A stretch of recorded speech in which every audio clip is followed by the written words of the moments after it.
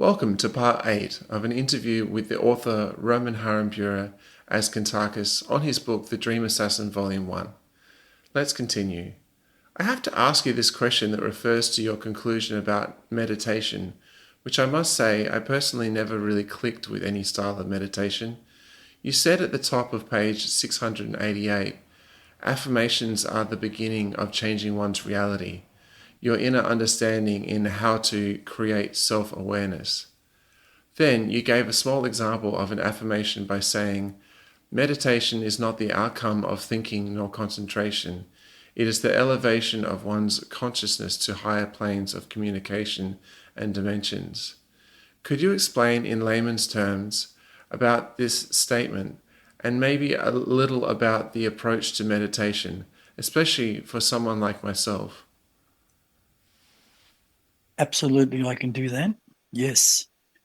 What you just said before about meditation is not the outcome of thinking nor concentration, which is in my book.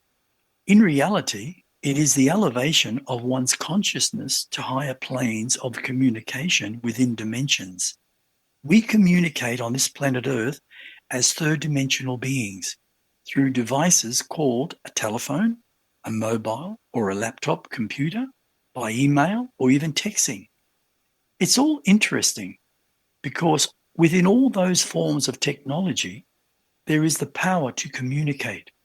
Without that technology, there would be only verbal communication, which is limited to distance from a communicational perspective. An example of an alien race called the Nakarons, they have gone far beyond those forms of communication, which is quite understandable.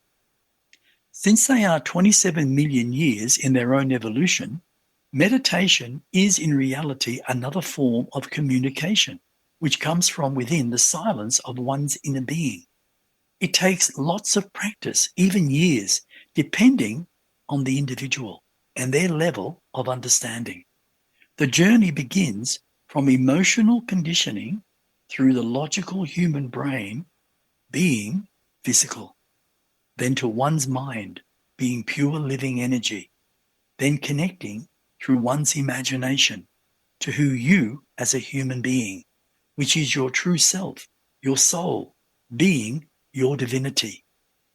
That can be a long path of learning, yet well worthwhile. The effort as meditation has no rules whatsoever.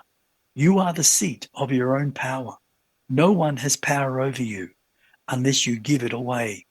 Meditation is simply sitting or laying down, closing your eyes, taking in several deep breaths, and on each exhale, outwardly deeply.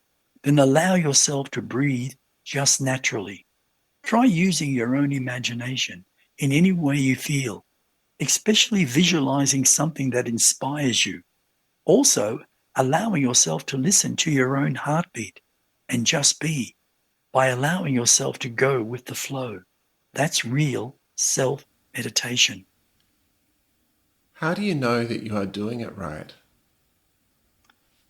Well, what an individual will discover over some time, your thoughts will begin to change. You will have thoughts that normally you never thought of, until eventually you start to feel absolutely nothing. And you may begin to feel like you're weightless, even the sensation of floating. That's the beauty of meditation. You learn about who you truly are in your own existence. That is something I discovered within myself a long time ago when I was pulling out lots of weeds out of the garden. I became quiet as if something was telling me to just be in the moment of my own reality. Even going on a long walk can be a form of self-meditation, as there are no rules to how you meditate. I personally, which I have practiced over many human years and still do today, it is to still one's mind. No noise, no distraction, just to be present in the moment. What I discovered by being focused in that moment, it opened my inner self to my cellular memory, where every thought, every action in one's life is recorded, even every lifetime you have incarnated. That meditation in action, your true reality in life. It's like saying, when you stop the chatter of your highly conditioned human brain, you discover your mind being pure living energy. The human brain does not understand anything beyond logic. It doesn't have the self-awareness because it doesn't have the connection of self-thought consciousness. Thought consciousness begins in one's mind, being pure living energy. Once you connect to your mind, your human brain eventually will accept your mind and go beyond the human ego of logic. Again, by using your greatest gift called imagination, you open up another form of reality.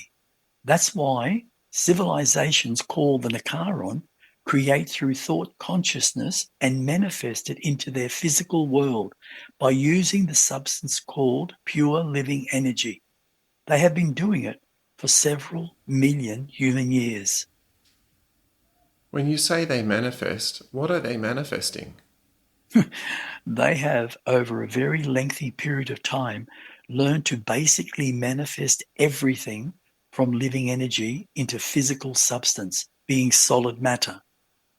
Examples: buildings, housings, massive spaceships, even clothing, weapons, and all of their computer systems are based on or formed from pure living energy, which helps in a massive way. Each Nakaron is consciously connected to their computer system, which is living energy. And all life forms are created from pure living energy, which is consciousness in reality. Now, that planet Nakaris would be just one amazing world to see or experience. Yes, it is amazing. Yet, that's what they do. They have learned how to harness their imagination through meditation, which is thought consciousness. And that's where it all begins, within any species who are willing to grow in consciousness.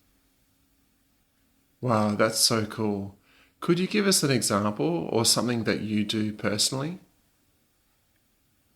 Yes, this is what I say to myself when I lay down at night. I put my hands over my heart, which is my heart center, which is unconditional love. And I say, Father, Mother of pure living energy, thank you for allowing me to be life. Thank you for allowing me to be everything. Thank you for allowing me to write my books and sell hundreds of thousands of books worldwide. Thank you for allowing me to spread knowledge, because this is what I am, self-knowledge. Then I say this through the power of thought consciousness.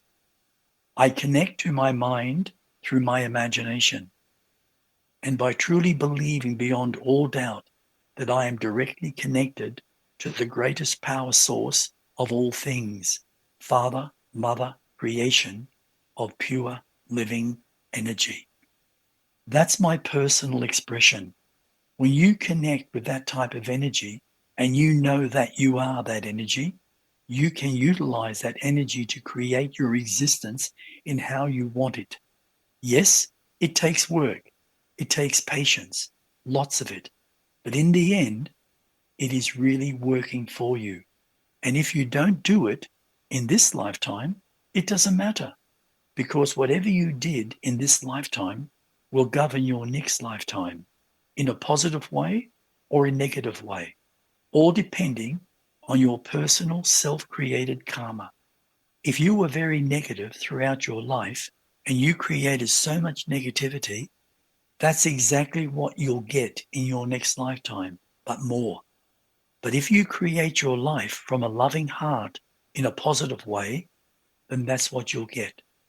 So your personal evolution will become more and more positive, and you'll be able to communicate with inner worlds that you thought were impossible. So that's the end result. So, what are the benefits in growing in a conscious way? You become what you truly are, and that is living conscious energy. And you learn to manifest and create any form of body or manifest anything you want. It doesn't matter who you are or what you are, whatever your background is. Every single person has that possibility, but you have to want it. You have to believe that you want to change. And that's where the power lies, through your imagination, your greatest gift. That's just incredible. This concludes part 8 of an interview with author Roman Harambura as Kuntarkis on his book The Dream Assassin Volume 1. You can find out more about him and his books at etcconsciousness.com or even listen to his podcast at kuntarkis.buzzsprout.com. My name is Michael Yon. Thank you for reading or listening to the podcast. Stay tuned for part 9.